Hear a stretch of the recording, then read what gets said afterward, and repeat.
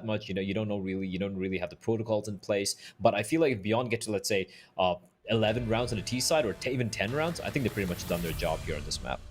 Well, D13 looking to fight back here on Vertigo. It's a pistol round coming right up. They'll be on the T side. I think that's where we've seen them do quite a bit of work. So we'll see if they can get off to the good start. I feel like it's almost paramount that they get off to a good start here.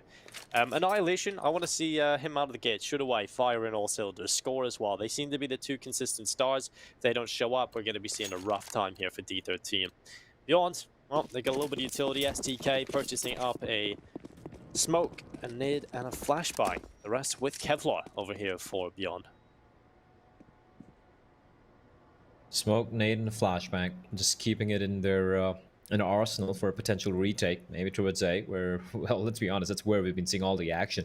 That makes me sad, Dinko. Like, we've seen the changes towards mid, we've seen the changes towards B, but still, the A bombs are just so lucrative as a nice nade sailing in. Rate drops to 60 points of health. A lot of utility, like you said.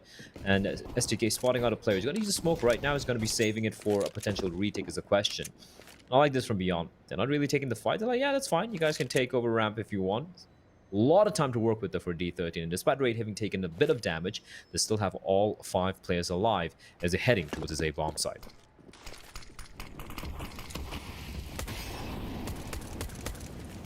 Well, the Molotov going down the back of the site. Olivia is going to be sitting back here with his teammates. Here's the bomb plant coming through. The bomb plant does arrive for D13. Still 5 versus 5 retake. You know, usually in Counter-Strike this is strange to see, but on the A-bomb side, Vertigo is quite commonplace. We see the smokes come up and it's very difficult to get rid of anybody. Raid's position, living life on the edge. We'll see if he can do some damage or dish it out, but the kills keep coming through for the T side. I love this. They're not passive in the post plant. Instead, they take the fight. And while 3 kills suddenly come in from STK and KNTZ, and now it's just Tamir, the last remaining player, hiding behind the sandbags, buying so much time. There's still a kid alive. They're looking for the lineup. He's going to get it, and a double kill. Pulled in for Tamir. He'll win the pistol and save D13. That round was looking good for them at the start, but then crumbled in the middle. But it happens to be a brilliant ending. 4K from the captain as well. The player you wouldn't expect to be, you know, clutching out too many of those rounds. But yeah, great start for D13. They were telegraphing where they're going to be heading towards. Beyond, not able to keep the bomb plant from not happening. And yeah, good round at the end. Clutch coming in. It's going to be pretty happy start for D13. Like we said, this map is a big question mark for both the teams. We're not very so sure which way it's going to go. Still going to be favoring Beyond, but for D13, this is a test to not just, like, you know, ranking points and all of that thing. It was also to kind of know where they really stack up against some of the better teams in the region, right? We've seen what they can do against some of the lower tier teams, Lucid Dream and all of that, but Beyond are a whole different league compared to them. Apart from Beyond, of course, there's Tai Lu, there's Vici, there's Invictus, and there's Tiger. But I think Beyond are kind of like the gatekeeper, so to speak, for a team to kind of make a mark in the Asian scene. And so far, E13, they're just showing signs of life. It's except the fact that they still haven't found any success yet so far in this series. But yeah, pistol run going the way, anti-eco, or anti-force bar rather. They've got a 1 kill. STK using the smoke cheekily, but it's gonna dissipate. And that means, he might just get peeked out here. It's all about timing, Dinko. He's playing up close. A flashback. It's perfect. It is brilliant. It is just genius. And STK finds 2. He will get traded, but the damage is done. They spotted the bomb out as well. And 35 seconds on the clock. They're going to be heading on back, but guess who's waiting? Hello, good night. Olivia finds another one. AK-47 in hand. He goes to the peak. Brilliant headshot. And score. It was all the way to the B bomb side, coming in for the late flank, but there's nothing he can do at this point. 24 seconds. He can't even make a run for it. And that's going to be the second round going the way of Beyond. What a perfectly timed flashbang for STK there. Well, May rolls. It's going to fall. Score just fleeing the scene. Yeah, STK delivering for his team. 2 kills as well. And now the round picked up for Beyond. Now, we had this sort of similar scenario play out on Inferno. 4 spy wins were quite evident. Well, 1-1. That's not the start D13 would be looking for now. They've won the pistol. Okay, good chance to get off to a good start, but this is just fantastic. KNTZ flashes STK and delivers the damage. Now 1-1. Scoreline evened up. And Force Buy coming back in from D13. They'll have everything they could want here. Mac 10, Tech 9, CZs, utility. That's not a bad Force Buy by any means. So we'll see if they can make it work as they run straight up towards the A bomb site. Sandbag's player, how does Annihilation not see him there? STK gets a double kill, just lines them up, and now the rest of the players looking to continue their A assault, but it's just being stopped. Barriers are put up. No A bomb site being taken today. 2-1 for Beyond. They do lose 2 players, but nonetheless it is cleaned up and a rifle recovered as well. Yeah, just losing the Galil and that MP9, I believe they're going to be pretty happy with that one because D13 had gone for the force buy, and now just going to be some Glocks. Maybe a Deagle, maybe P250, but for Beyond, they have everything to work with here. And that's the one thing I enjoy about Beyond is it's a fresh approach compared to someone like Tyloo, who clearly are the best team in Asia right now. But still, even Tyloo, right? When we see the aggression coming out from them on a CD side, it's ill-timed, or it's unnecessary, or it's more like, well, why are you doing this? Like, there's no need to go for it. Even if they win it, it's frustrating for me to watch. For Beyond, everything has a plan. Everything has a plan. Everything has a game plan, and you try and work around it. The aggression is perfectly timed. It's never dry peaks. The flanks are well read. I just enjoy watching them. And right now, though, D13 finding a little bit of initial success. The Deagle, the only Deagle in that in this particular round from Score, getting an opening kill. Now, Merrill, I was talking about aggression, Dinko. Well, he does find one. Finds another. He knows it might be a third player underneath the stairs, but whatever danger there was for a few seconds has very quickly dissipated due to Mr. Merrill's.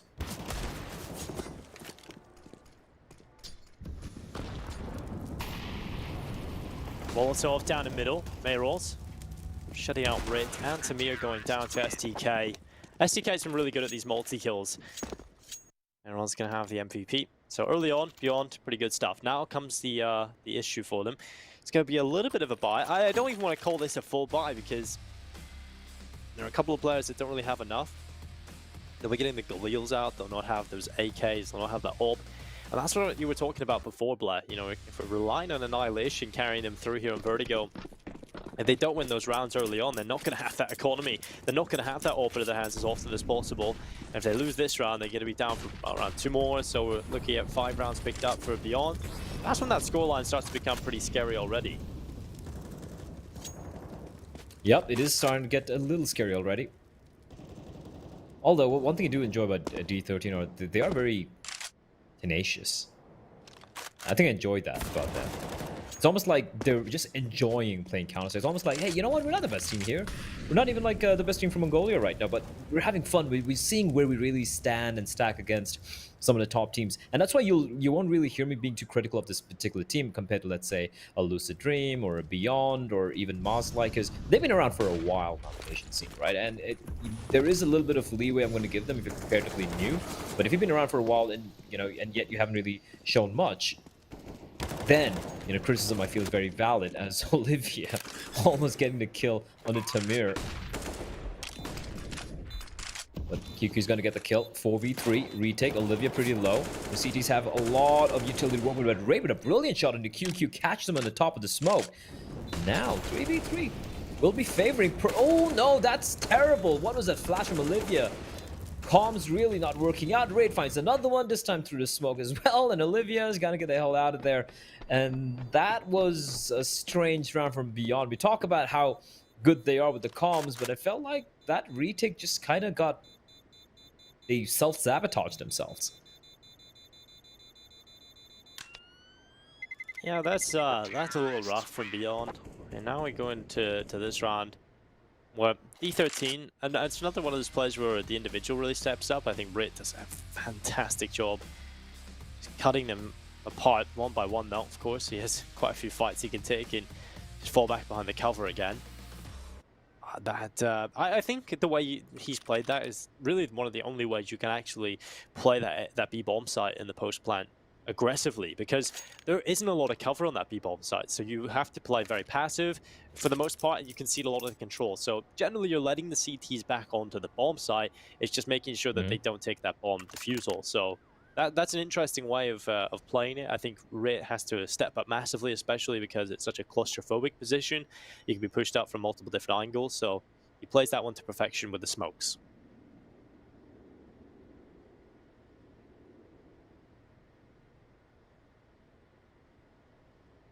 Well, with a timeout getting called here. I think that was by Beyond, I guess. But interestingly enough, I found curious how Olivia could have gone for an AWP, and instead they opt to go for the rifles, because I do feel like they enjoy playing it this way. Fast hit coming in towards A. KNTZ completely blinded, but fortunate not to be peaked. Now QQ behind the sandbags, he's going to get Molotov off, but he's going to find a narrow little window of an opportunity to try and make his escape. Tamir trying to hunt him down, tickling him down with 34 HP AK-47. But he will stay alive. They're going to be having a little bit of a cheeky boost coming out here. It's all about timing. And Tamir head spotted out. Bomb spotted as well. KNTZ is going to drop him. And they get the man advantage early. The skirmish towards A. But Annihilation use the edge at the bottom of the smoke. Gets a return kill. And this is just, well, almost like a war of attrition. Back and forth, back and forth.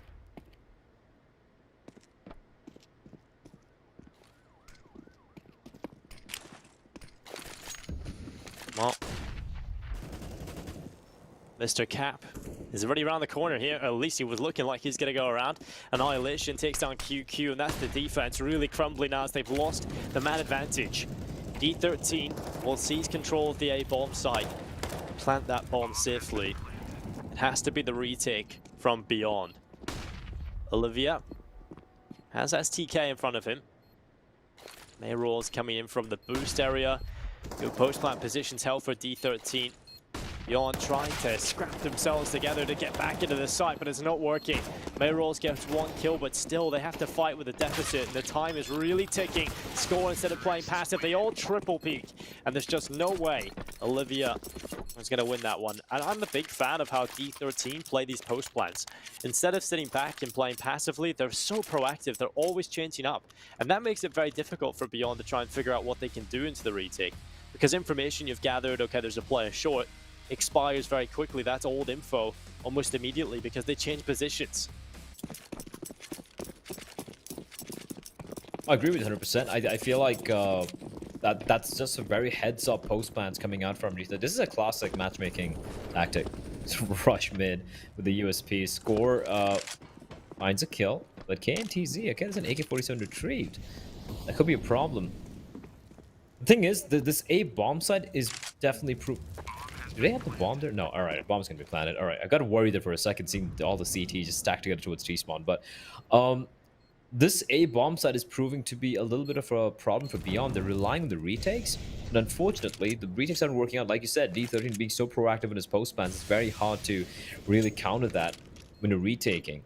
And on top of that, you have the players just popping off, so it's always going to be hard. And everyone's having a pretty decent game here. Raid, Tamir, Annihilation, Mr. Cap, everyone on 4 kills. Score was on 4 as well, but now I do believe he is on 5 now. But yeah, everyone looking good. Oh, they're trying to get the damage in. There's actually a lot of damage dealt, Dinko. Annihilation will be lucky to survive. Taking away 3 rifles and even retrieve 1 AK-47. So for Beyond, kind of a little bit of a moral victory there. But D13, they have the lead.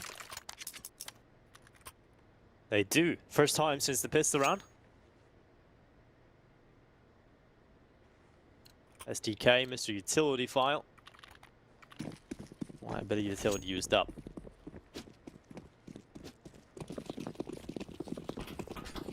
Quick play towards A. Absolutely no slowing down here for D13. This is exactly what I was talking about. They love to get Annihilation into those positions where he can take the early fights. And Tamir, God, that's needlessly aggressive over the top of the sandbags. There's 2 smokes down, and they're just running right through them one by one. They're the easiest kills you'll ever pick up as a CT defender. So now Annihilation, he's got a lot of work to do, and just unfair to ask it of him, really.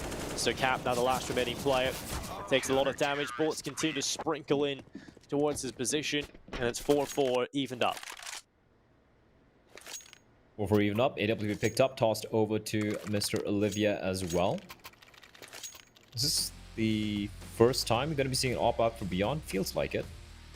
And yeah, I agree with you. This was them trying to basically they would have done 2 rounds in a row and thinking, you know, it's going to work out again. Unfortunately, Beyond keep the stack over there. Smoke's keeping the T's at bay. Lack of flashbangs as well. Now we see a little bit of a switch up from the T's. They're trying to rest to mid control. Mr. Cap showing presence towards these stairs as well. The CTs finally. Smoke's being used up, forcing the T's to take a little bit more time before they can claim any territory towards A. So they're switching it up this time for a change. Nothing towards A. It's going to be mid to B flank. The pincer play coming in. Olivia, Molotov will force him back from his position. Hit coming into its B. It's going to come down to STK. Make something happen. It's going to find Wraith through the smoke. Mayor rolls, goes for the spray. Spray transfer not good enough though, but Olivia replies back. AWP in hand. He's going to push on out as a question. He just goes for the no-scope through the smoke. And sticking around for a little bit too long there. Tamir finds another kill.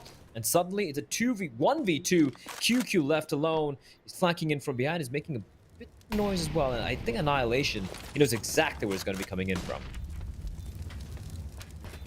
Flash goes around the corner. That's going to force a few players back, and now QQ needs to line them up. They're going to get him 1v1 fight, but he's not ready for that second player around the corner of the generators, expecting a double peek from the opposite sides. And that delivers another round for D13. These are coming close, certainly are, and Beyond just not winning them at the moment. Now their money, it's in a questionable place right now. You know, a couple of players could get pistols out. I think that'll be the call. So D13 finally get some room to breathe, to let this economy grow and get into things. Tamir has been rather impressive across the series, I feel. More so than he probably has been in the tournament. Oh yeah, indeed. I feel like, you know, we look at the in-game leader, Tamir, the oldest player in his lineup, and you're like, all right, you know, maybe Tamir might be the weak link. 100% not. He's been very clutch in some of these rounds. I feel like Mr. Cap might be a little bit of a weak link, but I still feel it's very early days for this team. I still want to see what they can do before I start like passing judgment, like how Bren probably need to swap out maybe Wits or Ja, and maybe, you know, have an upgrade. And there are players available definitely for both, you know, for even for Bren. If you look at to the Filipino side, they have players like Dubstep, Dispenser, some pretty well-known players in the region. And for Mongolia, it's like every nook and cranny you go towards is some crazy young 15-year-old rifler ready and waiting. Double peek comes in towards short. Well, they don't peek together, and Score's going to have a very comfortable time there. Uh-oh. Annihilation. A little bit of a TK there. Oh. Oof. Oh, that nade coming in as well. May rolls, last remaining player. Annihilation is completely ready for him. 6 rounds for D13. Around, they shouldn't have had too many issues in picking up, and they win it cleanly.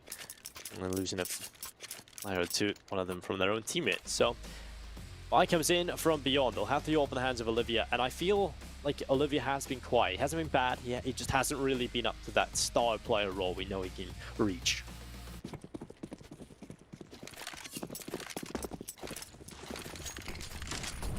All right, now the stars definitely are on the side of D13. Fast play towards B. Meryl's pretty much a one-and-done spot. Right? Oh, gets spotted out. Crouch beneath. Meryl's is going to make his escape. He will. That's very, very lucky. Flashbang's good. Now they know there are 2 players here. It's Olivia and Meryl's, and I think Beyond kind of smelled this hit towards B might be coming in. Now that they do know the 2 players, are they going to be sticking around is the question. Smoke's going to be raining in. Oh, that's a quick, nice flick from Olivia. Finds Wraith, but the smokes just come pouring in. Flash is popping as well, and his B bombs is going to be wrested away from Beyond. However, for Beyond, they do have the 1-man advantage. Olivia, this... I wouldn't be jumping there, buddy, if I was you. Well, spray comes in. Tamir getting a double kill. QQ replying. Now it's Score and Annihilation. A 2 versus 3. CT side with the man advantage. Score around the corner. Blinded but sprays. Catches out Olivia. QQ replies with a headshot, and now it's Annihilation. The flight from Kane to Z. Annihilation was never ready for that. Completely preoccupied by the player that was known towards CT spawn. And the round does go in favor of Beyond. Finally, a retake being won here. They haven't won one of those in a while. I really feel like Tamir, like, I mean, we just mentioned, right? Oh, that's such a fast flick. he's so underrated. The amount of double kills he gets in these sort of situations when, you know, there's like a post plant, just pushing into enemy territory. And this was, I felt like if both the CTs came in from the same position, and Alison wins this. Like, he wins it 10 out of 10 times. But then a good flank coming in from KNTZ. The star of Inferno. Beyond to get to 5. That is unfortunate.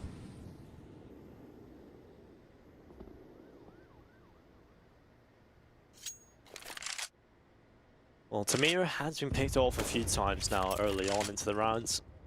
He's been very hyper-aggressive, trying to make that early space for his team. Allow the Stars to have a map to play with. I mean, you have to respect the selfless playstyle, you know, just running it is that straight-up entry fragger, but for the most part, he has been dying. Pushing out in towards middle. D13 looking to take a bit of control. Boost coming up from score, clearing out construction. Beyond, now that they've got this man advantage, you can see how passive they are across the board on the CT side. No one's re-aggressing, and this is what I like to see.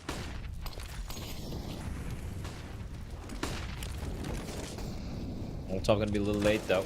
Raid's gonna come dropping down, but oh, Olivia misses the shot. Raid's gonna keep hunting him, but score. He is just scoring all the kills. Annihilation chimes into one of his own as well. This B bomb. So it doesn't matter where they go. It seems like D13, if they make up their mind, they're good to like take either of these two sides. But KNTZ getting a kill. Well, I was about to say they might have a little bit of a slim chance, Dinko, but in me, the D13, they shut me up and they shut Beyond down. 7-5. This is different. Now, if you get if it's a 7-5 scoreline in EU and Vertigo, everyone's gonna be like, yeah, that's expected. That's how it normally is. But how many times have you seen, Dinko, where in Asian Vertigo, it's basically, well, the CET is winning the half most of the times? Yeah, it's topsy-turvy, I think, in this region. Like a lot of the halves don't make sense in terms of all the statistics from HLTV from the other regions. Say a map is CT-sided. Actually, for Asia, most of the teams are good on the T side. It's kind of funny to look at that way. I guess it's just a different play style. And when they bring their playstyle, when the Asian teams actually like, qualify for bigger events and they go and play internationally, you can see how uneasy they make the other teams. You know, the international rosters just wonder what's going on. I remember casting MVP PK playing against Liquid in ESL 1 Cologne's opening match, and Liquid are coming into that event as #1 team in the world, winning all the events at the time. And MVP really scared them at that opening game, so it's definitely exciting to watch some of these Asian teams. And well, there's the lineup of kills. D13 getting an 8th round.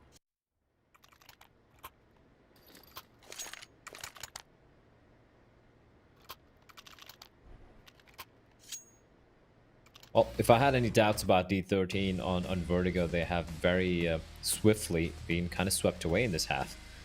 I feel like they have a very good chance here of taking the map number 3. Of course, Beyond's T-side, something which I personally do enjoy watching, and we still haven't seen that from them yet. And they can still make this a little bit more competitive, you know? Maybe a couple of rounds, maybe if they can convert this buy round in particular.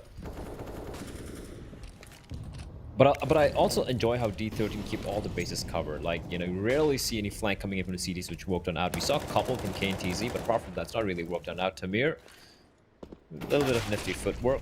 Flashbang's going to be high, and he hops on top and just rips Meryl's head clean off his shoulders. QQ is going to walk past. There's a guy behind. Wait, what? Oh no, this, oh, Tamir and Smokes, this is unbelievable. There we go. D13, a 9th round surely confirmed now as Tamir is not slowing down. There's been times where he gets picked off. I discussed it in the previous round, but when it works so well for him. 3 kills, and the job done. As QQ on the B-bomb site, completely far removed from any of the action. And Tamir still lurking for his final victim. But QQ sits alive with the M4A4 in his hands. Maybe a 9th round for D13 Blood. And now we're starting to look at a scary half from Beyond. Well, Tamir does finally fall, but I feel like a little bit too late there. And it is going to be very, very hard here for QQ to save his gun. Annihilation ensures that He will fall, and yet Tamir, he's been having a hell of a game. Top frag, well, not top score was right there above, but he's been so impactful. Almost every time he gets a kill, or double kill for that matter, it's almost a guaranteed round for D13. But 9-5, I'm just surprised that Tamir got that first kill. Like, he jumps on top. There's enough time for the first player to like get the kill, get the frag there. But yeah. From what we've seen here, I mean, obviously a pretty convincing lead so far on Vertigo, but I'm not seeing anything that makes me think D13 are good on Vertigo. I think this is just straight up, you've got individuals and you're popping off through smokes. This is not thought out, this is not methodical Counter-Strike, there's no good executes. They know the wall smokes on A, and they know how to just push through them. And Tamir goes down this time, Score goes down as well, and this is the inconsistencies of this playstyle, but it's got them enough rounds at the half. QQ lining them up, gets a 3k in the round, and now it's just Annihilation. Looking to pull off the clutch. Now, all 5 kills would be an incredible feat, and so far, he's only managed 2, and that's all that he will get. Good round from QQ, delivers 2 deadly kills up towards the ramp, and now that's going to be, or 3 should I say, and that's going to be a 6th round picked up for Beyond. Could have been worse, could have been much better, but nonetheless, D13 in the lead on that map pick.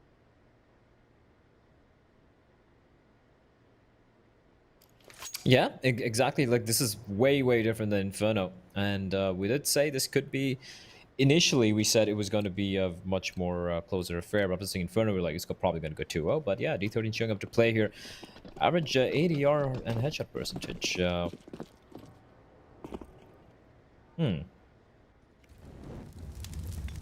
Stats.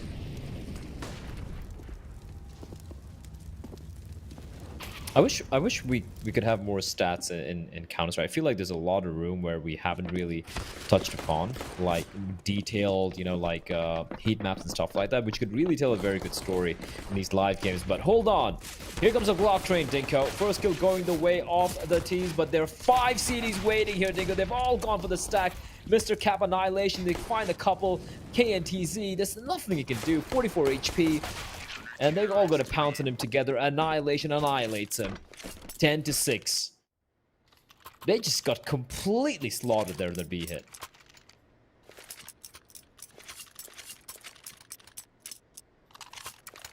Well, D13, a pistol win is certainly the way to go. They've won both pistols now. The issue was they lost the second round force buy against Beyond in the first half. Beyond don't get a bomb plant, so they won't have money. So it's not going to be a good force buy here. So they go for the Glocks instead. They want to get the rifles out as soon as possible, knowing that they don't really have rounds to play with now, with D13 up to 10. Good position from Mr. Cap. You know, there's a world in which he goes down there, but I like it. I mean, he's confident, he's taking 2 kills, he's overrun by the Glocks. And the rest of his team, it's available, but a bit of damage being done here from the T side. Luckily, Score is available, but now it's a 1 versus 2, Blair. How has this happened? It was looking good up until a point, but just not enough damage being done from the defense. Now KNTZ has an MP9 to play with. Rit coming around the corner. Oh, he's going to take the fight. KNTZ has no armor, so that aim punch, the rapid fire of the MP9 delivers an 11th round for D13, but one that wasn't clean, nor was it healthy for their economy.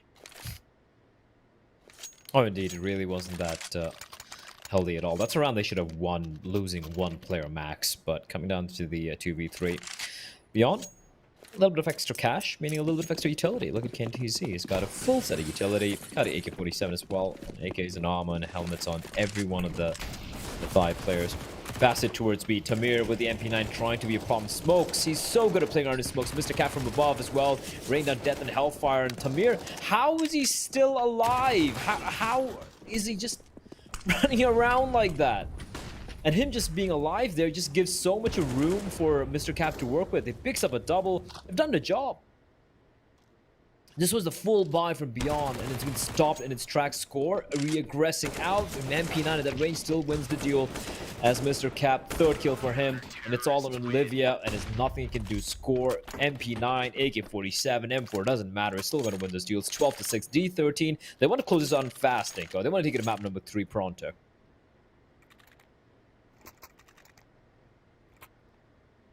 I mean, we thought that Beyond could have had the skill set here and the means to pick up Vertigo, but they have been outclassed, and D13 clearly making the right call going for this Vertigo pick up against Beyond. It might just be a good matchup for them.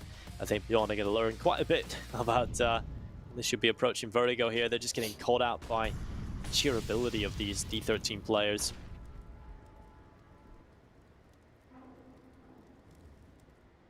Well scored, scoped in, nearly the collateral. They do line up, and he does hit the shot, but not enough damage being done to take a single kill.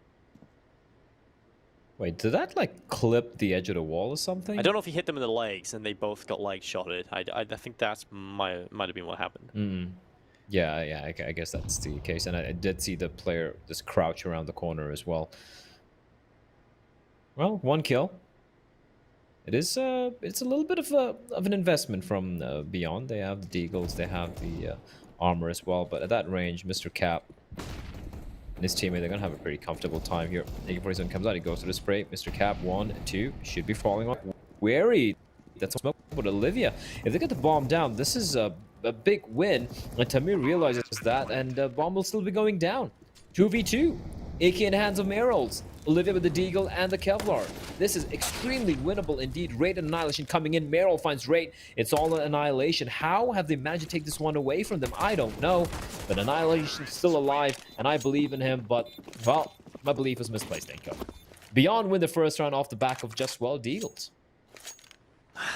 Of course they do, Blah. That's that makes sense completely. And D13, well, they've got some Deagles as well here. I think QQ is definitely starting to be a little bit more consistently solid within this tournament. Coming into PAL 2020, he looked a little slow. That's because I feel like in their initial matchups, they didn't really have to sweat it too much. The games that have mattered, he has showed up when called upon. Just 2 Deagles in play here for D13. Rit and Mr. Cap with them. Kane Tizzy already up towards the top of the ramp. He'll be clearing the corners. No one really close by though on the CT side, and not getting quite proactive. Look at Rit's position here.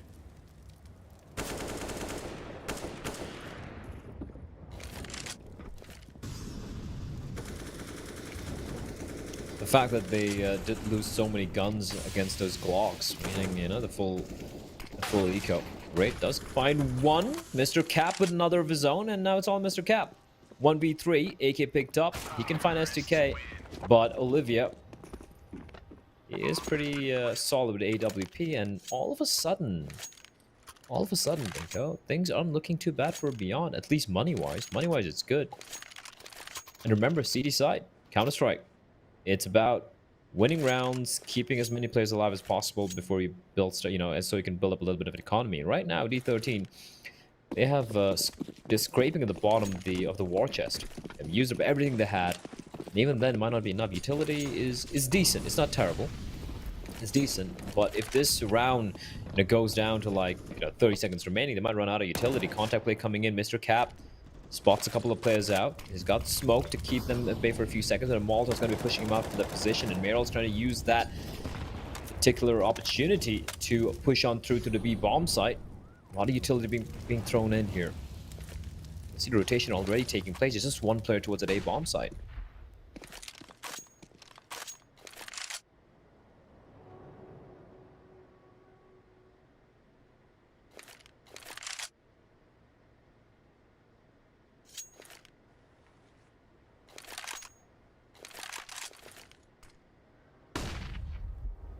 Flash goes around the corner. On the push up, it's Rit finding a headshot. QQ going down early on. Man advantage collective for D13. Beyond looking to try and patch up a hole as they move forward. Rit sprays through. Of course, with the metal, doesn't really do a whole lot of damage now, especially with his M4A4. Now around the corner they go. Annihilation with a headshot through the smoke. Good timing. Rit. Oh, he nearly lines up 3. He gets 1 kill. Annihilation still available. Pops on up. A whack-a-mole, but this one fights back. And there's 13 to hit on the board. 3 away from victory. D13 just need to keep this up. The timing and the peat from Raid. It doesn't just get the kill. It even dinks the second player down. And of course, pushes into the smoke to finish off the second kill. Like, good round from D13. And when you have this lead, like a 12-8 or a 12 or a 13-8 lead, that gives you that little bit of a freedom, a little bit of confidence. And, hey, you know what? We can make a couple of mistakes here and there. We're the one that's not pressured. It's their opponents who are feeling the pressure, and that's something they can use to their advantage. Score pushing in mid, finding QQ. Trade takes place towards B, but not before the nade does quite a bit of damage onto SDK. Tamir now again with the MP9 Dingo. Is he going to pull this one off again? Well, Tamir, he has been fantastic playing with these smokes, and he goes through with the underhanded flash. He'll be looking forward, jumping up, spots the head of May rolls, and of course he'll take him down. Olivia tries to reply. He gets one on the AK, but it's a 2 versus 2. Still this big wrap. Oh, Olivia, full reload. Flicks out to the left side, catches out score, now Annihilation. A 1 versus 1 up against KNTZ. He gets the info that Annihilation is on this B bomb site. Well, that's exactly where KNTZ is going. It's a game of the mind. Annihilation with the info that, well, he knows I was B, so surely that means he just goes to the A bomb site, but Annihilation doesn't fall for that. He reads it well. He'll stick around this B bomb site, aware of the possibility of the A hit. But now he's in the middle, so he can rotate between both bomb sites relatively quickly. The issue here is for KNTZ, he's close to construction where he can peer down in towards the site. No, the timing, they cross over. He doesn't spot him. There we go. The back spotted. Annihilation will win the clutch. A 1 versus 2 going his way. And KNTZ, I think he got in his head a little bit, his own head, too much there, overthought that process.